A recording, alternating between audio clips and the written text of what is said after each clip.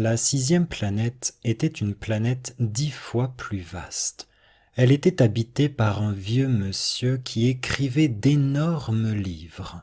« Tiens, voilà un explorateur !» s'écria-t-il quand il aperçut le petit prince. Le petit prince s'assit sur la table et souffla un peu. Il avait déjà tant voyagé. « D'où viens-tu » lui dit le vieux monsieur. « Quel est ce gros livre » dit le petit prince. « Que faites-vous ici ?»« Je suis géographe » dit le vieux monsieur. « Qu'est-ce qu'un géographe ?» C'est un savant qui connaît où se trouvent les mers, les fleuves, les villes, les montagnes et les déserts. Ça, c'est bien intéressant, dit le petit prince. Ça, c'est enfin un véritable métier. Et il jeta un coup d'œil autour de lui sur la planète du géographe.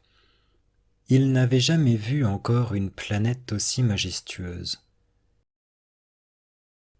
Elle est bien belle, votre planète. Est-ce qu'il y a des océans ? Je ne puis pas le savoir, dit le géographe. Ah, le petit prince était déçu.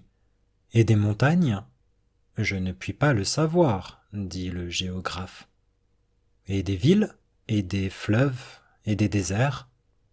Je ne puis pas le savoir non plus, dit le géographe. Mais vous êtes géographe. C'est exact, dit le géographe. Mais je ne suis pas explorateur. Je manque absolument d'explorateurs. Ce n'est pas le géographe qui va faire le compte des villes, des fleuves, des montagnes, des mers, des océans et des déserts. Le géographe est trop important pour flâner. Il ne quitte pas son bureau, mais il y reçoit les explorateurs. Il les interroge et il prend en note leurs souvenirs. Et si les souvenirs de l'un d'entre eux lui paraissent intéressants, le géographe fait faire une enquête sur la moralité de l'explorateur. Pourquoi ça ? Parce qu'un explorateur qui mentirait entraînerait des catastrophes dans les livres de géographie, et aussi un explorateur qui boirait trop.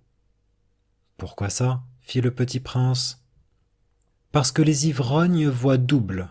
Alors le géographe noterait 2 montagnes, là où il n'y en a qu'une seule. Je connais quelqu'un, dit le petit prince, qui serait mauvais explorateur. C'est possible. Donc, quand la moralité de l'explorateur paraît bonne, on fait une enquête sur sa découverte. On va voir ? Non, c'est trop compliqué, mais on exige de l'explorateur qu'il fournisse des preuves.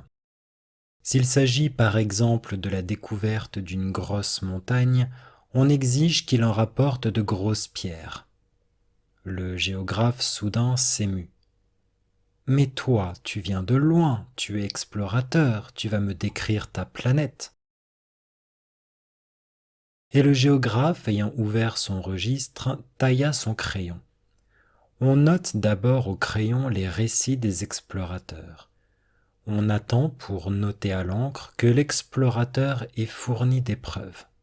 « Alors ?» interrogea le géographe. « Oh, chez moi, dit le petit prince, ce n'est pas très intéressant, c'est tout petit. J'ai 3 volcans, 2 volcans en activité et un volcan éteint. Mais on ne sait jamais. » « On ne sait jamais, dit le géographe. J'ai aussi une fleur. » « Nous ne notons pas les fleurs, dit le géographe. »« Pourquoi ça ? C'est le plus joli ? » ?»« Parce que les fleurs sont éphémères. » »« Qu'est-ce que signifie éphémère ? » ?»« Les géographies, dit le géographe, sont les livres les plus précieux de tous les livres. Elles ne se démodent jamais. Il est très rare qu'une montagne change de place. Il est très rare qu'un océan se vide de tout son eau. Nous écrivons des choses éternelles. « Mais les volcans éteints peuvent se réveiller, interrompit le petit prince. Qu'est-ce que signifie éphémère ? Que les volcans soient éteints ou soient éveillés, ça revient au même pour nous autres, dit le géographe. Ce qui compte pour nous, c'est la montagne. Elle ne change pas.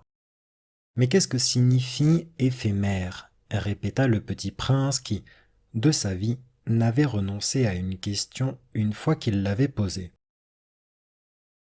Ça signifie qui est menacé de disparition prochaine. Ma fleur est menacée de disparition prochaine? Bien sûr.